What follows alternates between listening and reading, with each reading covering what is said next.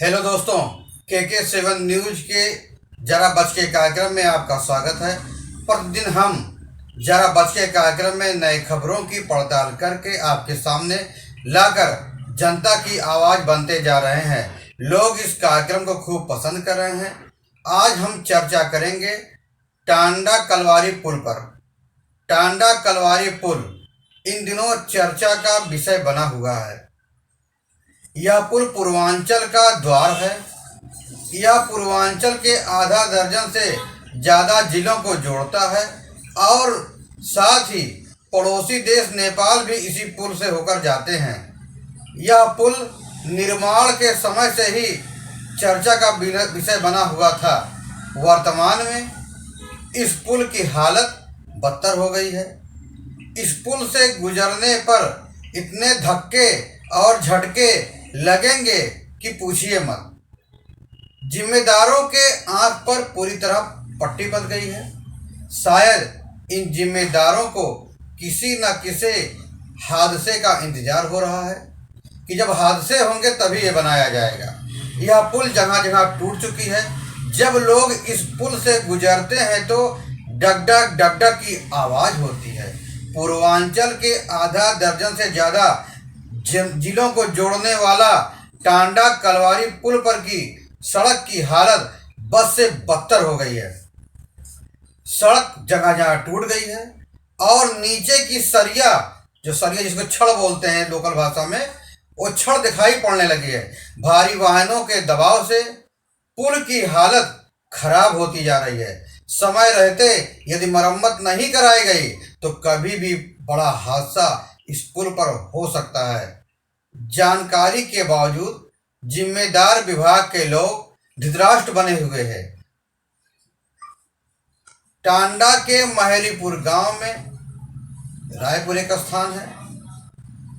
सरयू नदी पर 2.25 किलोमीटर लंबे पुल का निर्माण बीते वर्षों में किया गया था।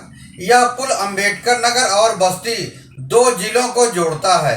इसी पुल से प्रतिदिन जौनपुर, साहेबगंज, सुल्तानपुर, अंबेडकर नगर के लोग पूर्वांचल के बस्ती, महाराजगंज, डुमरियागंज, कुशीनगर, सिद्धार्थनगर और गोरखपुर से आप बिहार भी जा सकते हैं। 4 लेन बना हुआ है। आदि जनपदों की यात्रा करते हैं।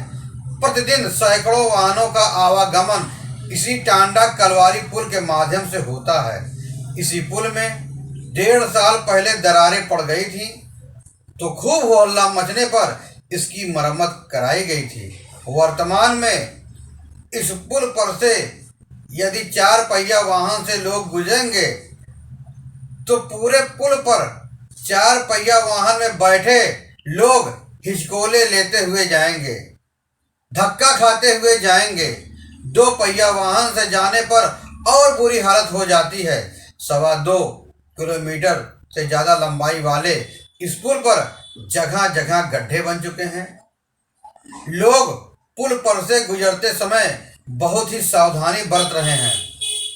भारी वाहनों के दबाव से पुल की हालत खराब हो गई है और खराब होती भी जा रही है। समय रहते यदि मरम्मत नहीं कराई गई तो कुछ भी हो सकता है, कोई भी हादसा हो सकता है। शायद लोगों को इस हादसे का इंतजार हो कि तभी हम पुल की मरम्मत कराएंगे। कई साल पहले जब इस पुल का निर्माण हो रहा था तो घटिया निर्माण के चलते यह पुल गिर गया था। ये जब बन रहा था तो गिर गया था, जिसमें आधा दर्जन से ज़्यादा लोगों की मौत हो गई थी। शासन द्वारा सहायक अभियंता को उस समय निलंबित कर दिया गया था। यह पुल हमेशा से ही चर्चा में रहा है। टांडा तहसील के रायपुर गांव के पश्चिम सरयू नदी पर बहुप्रतीक्षित टांडा कलवारी पुल का शिलान्यास पहली बार 7 नवंबर 1987 में तत्कालीन मुख्यमंत्री वीर बहादुर सिंह द्वारा किया गया था। 19 साल बाद, जब यह पुल 19 साल तक बना ही नहीं शिलान्यास के बाद, 19 साल तक पुल का निर्माण राजनीतिक दलों की उठापटक के में निर्माण की आशा में थपेड़े खाता रहा।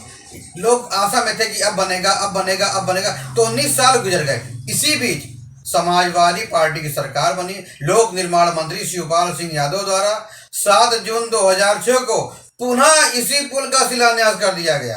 एक बार वीर बहादुर सिंह ने किया, दोबारा शिवपाल जी ने आके कर दिया। प्रारंभ में निर्माण कार्य ने जोर पकड़ा, लेकिन सरकार बदलते ही निर्माण कार्य ठप हो गया। इसी बीच स्थानीय लोगों की मांग के बाद एक बार पुनः निर्माण कार्य जोर पकड़ा। इस पुल की एक्चुअल लंबाई 2 किलोमीटर 230.95 मीटर है। लंबे इस पुल के निर्माण में लगभग 100 करोड़ की लागत उस समय आई थी। टांडा कलवारी पुल 73 खंभों पर बना हुआ है। एक खंभा दो खंभा नहीं, 73 खंभा, तभी 2 सवा 2 किलोमीटर ज्यादा है। इस पुल की सड़क में जगह जगह गड्ढे हो गए हैं। लोग हचके लेते हुए गुजरते हैं, इस पुल पर से गुजरते हैं। इस पुल के टांडा छोर पर 4 लेन सड़क बना हुआ है जो बनारस तक जाता है, वाराणसी तक जाता है, जबकि इसी पुल के बस्ती छोर पर 2 लेन सड़क बना हुआ है जो गोरखपुर 4 लेन सड़क में जाकर मिल जाता है।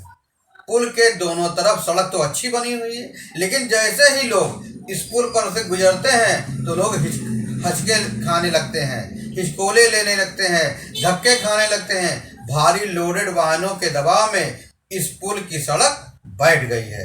जगह जगह सरिया दिखाई पड़ने लगी है तथा कई स्थानों पर सड़क टूट गई है। क्षेत्र की जनता ने टांडा कलवारी पुल के ऊपर की सड़क की मरम्मत करवाने की मांग की है।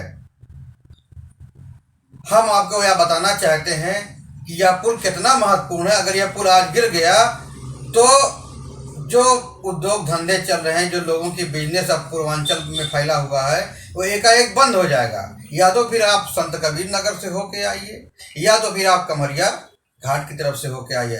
कुल मिलाकर यह पुल इसकी मरम्मत और अच्छे तरीके से कर देनी चाहिए ताकि लोगों का आवागमन सुगम हो सके। एक तरफ तो दोनों तरफ तो अच्छी सड़कें बनी हुई, लेकिन पुल पर आकर के लोग धक्के खाने लगते हैं, जो कि अच्छी बात नहीं है।